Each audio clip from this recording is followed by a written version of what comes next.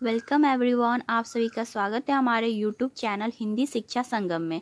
आज हिंदी उपन्यास में झूठा सच उपन्यास के दूसरे भाग के बारे में बताऊंगी। पहले भाग के बारे में बता चुकी हूँ, ये पार्ट 2 है, तो इसके बारे में बताएंगे। यशपाल द्वारा रचित है और भविष्य और देश और भविष्य के बारे में बताऊंगी। दूसरा भाग है, पहले भाग में बताया जा चुका है और झूठा सच उपन्यास की जो कथा सार है वो भी आगे बताया जा चुका है पहले भाग में। तो आज पार्ट 2 से स्टार्ट करते हैं मित्रों। तो चलिए वीडियो की शुरुआत करते हैं।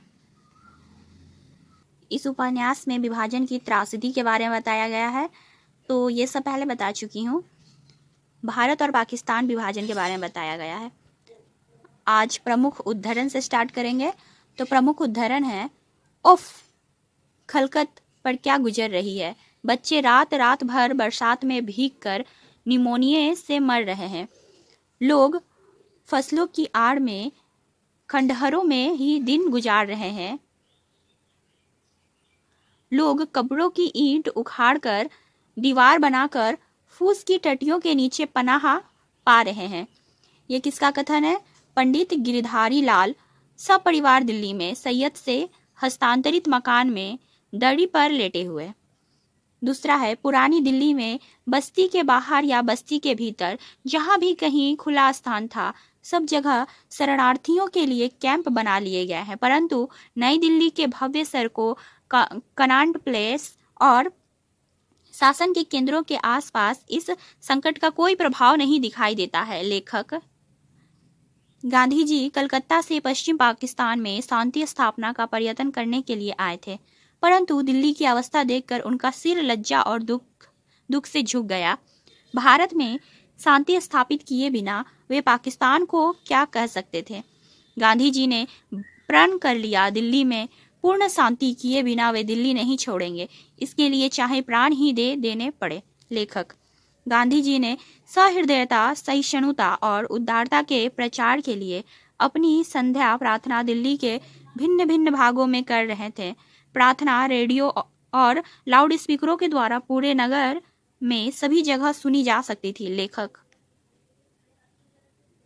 प्रार्थना के स्थान पर एक और कुछ बुर्का पेश मुसलमान स्त्रियां और कुछ मुसलमान मर्द भी थे। उन्हें सुरक्षा के नाम पर स्वयंसेवक घेरे हुए थे। श्रोताओं के लिए दरिया बिछी हुई थी, परंतु अधिकांश लोग दरियों पर न बैठकर आसपास घूम रहे थे और क्रोध प्रकट कर रहे थे। प्रार्थना क्या ढोंग है? गांधी जी मुसलमानों का हौसला बढ़ाने के लिए आ रहे हैं। लेखक गांधी जी के शरीर पर केवल कमर से घुटनों के ऊपर ही छोटी सी धोती थी, गर्दन झुकी हुई और चेहरे पर बहुत उदास था।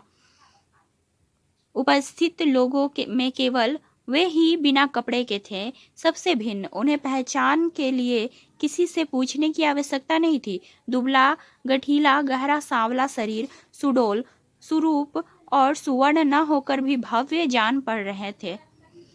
लेखक स्त्रियों का भाग्य पुरुषों की प्रसन्नता और उनके निर्णय पर ही आश्रित है। तारा स्वगत यह कैंप का कानून है, नियम है। सब जगह कोई ना कोई कानून होता है। हम जिंदगी भर के लिए ठेका नहीं ले सकते हैं। वे आगे बढ़ गए। तत्कालीन प्रधानमंत्री गांधी जी सद्भावना की अपीलें कर रहे थे। वे निरंतर मांग कर रहे थे कि सरकार दिल्ली में मुसलमानों की रक्षा का पूरा प्रबंध करे। दिल्ली से जो मुसलमान भय के कारण भाग गए हैं, वे लौटकर निर्भय होकर दिल्ली में रह सके। हिंदू शरणार्थियों ने मुसलमानों के जिस मकानों और मस्जिदों पर कब्जा कर लिया है, वे मुसलमानों को लौटा दिया जाए। गांधी जी के अनशन के इन उद्देश्यों के कारण ही अधिकांश हिंदुओं ने, विशेषकर पश्चिमी और पूर्वी पाकिस्तान से निकाल दिए गए हिंदुओं ने, इस अनशन को मुसलमानों के प्रति अनुचित पक्षपात समझा। अधिकांश हिंदू गांधी जी के व्यवहार से क्रोध में उबल पड़े। लेखक तारा को भी लग रहा था कि गांधी जी ने मुसलमानों की सहायता के लिए अपने उपवास से हिंदू पर आक्रमण कर दिया है। हिंदू पराजय स्वीकार करके आत्महत्या कर ले। लोगों को नेहरू, मौलाना आजाद पर भरोसा नहीं है, परंतु सरदार पटेल, श्यामा प्रसाद मुखर्जी और सरदार बलदेव सिंह यह नहीं होने देंगे। गांधी जी यह क्या कर रहे हैं, क्या होगा? अग्रवाल साहब की कोठी में चल रही बहस गांधी जी के अनशन पर। गांधी जी को अनशन करना था तो पार्टीशन रोकने के लिए करना चाहिए था। उसकी तो घटना हो चुकी, यह तो केवल उस घटना की छाया है। तारा का कथन। पहनने की कला इसी में है कि परिधान में यतन प्रकट ना हो। रावत। मैं तो अपनी सरकार और देश के प्रति कर्तव्य भावना से इस अनशन के परिणाम को बहुत हानिकारक समझता हूँ। रावत का चेहरा और स्वर बहुत गंभीर हो गया। लेकिन यह हमारे बस की बात नहीं है।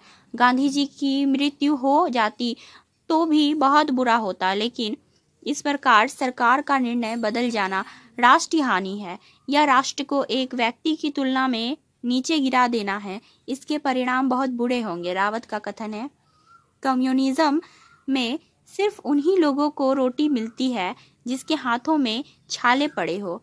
तारा के दफ्तर के एक सामान्य कर्मचारी का कम्युनिज्म के बारे में ख्याल है।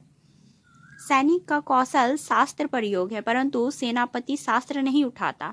सेनापति का काम कुशल सैनिकों का उचित संचालन होता है। अच्छे लेखकों का उचित प्रयोग कर सकना संपादक का काम है। पूरी के मन में काशिश जी के प्रति क्रोध मिट गया। जब मनुष्य अभाव के गाढ़े में होता है तब उसे असमर्थता के दीवारें बंद बनाए रखती है। उसे सफलता का कोई मार्ग दिखाई नहीं देता है। साधनों की सीढ़ी पर जाने पर मनुष्य की दृष्टि अभाव के गाढ़े से ऊपर उठ जाती है। लेखक। हमारे यहाँ कहावत है, चढ़ती जवानी में मर्द लड़की से शादी की बात करता है तो लड़की भवे उठाकर पूछती है कि तू क्या है। लड़की जवान हो जाती है तो बात करने वाले से पूछती है तुम कौन हो। उम्र ढलने लगे तो खुद ही चीखती फिरती है, कहाँ है कोई, कहाँ है कोई। मर्सी तारा को नरोत्तम का प्रस्ताव अस्वीकार कर देने पर। मर्सी दीदी, इस बार माथुर ने आंखें मिलाकर कहा, अगर सेक्स का संबंध प्रेम से है तो उसे इतनी निम्न और उच्च श्रृंखला वस्तु नहीं बन जाने देना चाहिए। मर्सी और झुंझुला उठी, मर्द औरत में प्रेम क्या होता है? Love is the glorified name for sex. Mathur Niranjan Chadha का पुराना दोस्त। आचार्य कृपलानी ने ठीक ही कहा है। रिवॉल्यूशंस का क्या हुआ, कहाँ हुआ? 2 साल में ही गांधी की जय खोखली पड़ गई। सब शासन पुराने ICS लोग चला रहे हैं। उन लोगों ने सेवा करना नहीं, शासन करना सीखा है। उन्हें डेमोक्रेसी नहीं, ब्यूरोक्रेसी की आदत है। माथुर। अब भी बिना मुकदमा चलाए कैद, बल्कि डिफेंस ऑफ इंडिया एक्ट से पुलिस के हाथों पूर्वापेक्षा लंबे हो गए हैं। कोर्ट लोगों को बरी कर देती है। पुलिस उन्हें दूसरी दफा लगाकर पकड़ लेते हैं। हमें तो शर्म आती है। अंग्रेज सरकार ने अदालत में दिए भगत सिंह के बयान को नहीं जब्त किया था, पर इस सरकार ने गोडसे का अदालती बयान जब्त कर लिया है। क्या इसके पास गोडसे के लिए जवाब नहीं है? मुंह बंद कर देना डेमोक्रेसी है? माथुर। अहिंसा और जनवाद में विश्वास रखने वाली कांग्रेसी सरकार ने अंग्रेजी शासन के समय के जेल नियमों में बहुत से परिवर्तन कर दिए थे। पहले कैदियों को गेहूं, जौ, चना, मिली रोटी का और दाल लोहे की तसला कटोरी में मिलती थी। अब नीरे गेहूं की रोटी और तसला कटोरी पीतल के थे। जांघिया की जगह ऊंचा पायजामा था। जेल में पुलिस का दखल पहले से बहुत अधिक था। कानूनी अधिकारों की सुनवाई पहले से कम थी। लेखक। दीदी, मुझे अहंकार है। तुम मुझे इनमें से एक भी ऐसी बात बता दो जो साथी या पार्टनर्स की तरह जीवन में साथ देना चाहती हो। वे केवल जिंदगी के लिए सपोर्ट चाहती है, भत्ता। वे किसी का व्यक्तित्व नहीं देखना चाहती, केवल आमदनी देखती है। एडवांटेज ऑफ प्रेम एक बात नहीं है, इसमें से एक को ही बता दो जो जीवन के संघर्ष का सामना करना चाहती हो। अपने ऊपर फिदा लड़कियों के बारे में नरोत्तम तारा का तर्क। पूरी बंटवारे से पहले का लंपन प्रोलेटेरियर गरीब साधनहीन निम्न वर्गीय नहीं रहा है।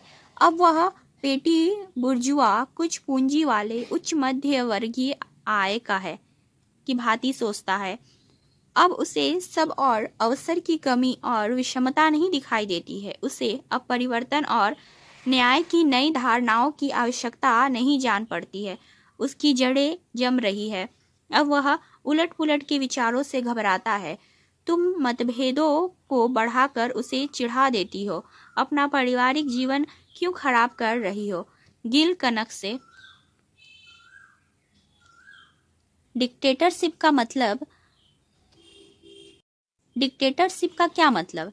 क्या अब कांग्रेस की डिक्टेटरशिप नहीं है? सब सरकारी डिक्टेटर ही होते हैं। किसी भी सरकार की शक्ति और अधिकार पर केवल उस सरकार की अपनी इच्छा और निर्णय की सीमा होती है। हड़तालों को, आरएसएस को गैरकानूनी करार देना, सब कम्युनिस्टों को गिरफ्तार कर लेना, लोगों को संदेह मात्र पर गिरफ्तार कर लेना और प्रिवेंटिव डिटेंशन बिना मुकदमा चलाए कैद का कानून क्या है? कम्युनिस्टों को सरकार नौकरी न देने का हुक्म क्या है? तुम्हारी सी फैक्ट्री में से 5000 मजदूर कम्युनिस्ट होने के संदेश में निकाल दिए गए थे। वह क्या था? डिक्टेटरशिप और क्या होती है? प्रश्न यही है कि सरकार का दृष्टिकोण किस श्रेणी का है? डिक्टेटरशिप चोरों की है या मेहनत करने वालों की? चड्डा पहले आम चुनाव के समय चल रही बहस में ये बोलता है। तो यह थी मित्रों आज की वीडियो झूठा सच के ऊपर दूसरा भाग है ये। आशा करती हूँ कि आपको ये वीडियो पसंद आए। यदि वीडियो पसंद आए तो वीडियो को लाइक शेयर करें। चैनल पर नए हो तो चैनल को सब्सक्राइब करें। मिलते हैं अगले वीडियो में एक नए उपन्यास के साथ। तब तक के लिए धन्यवाद।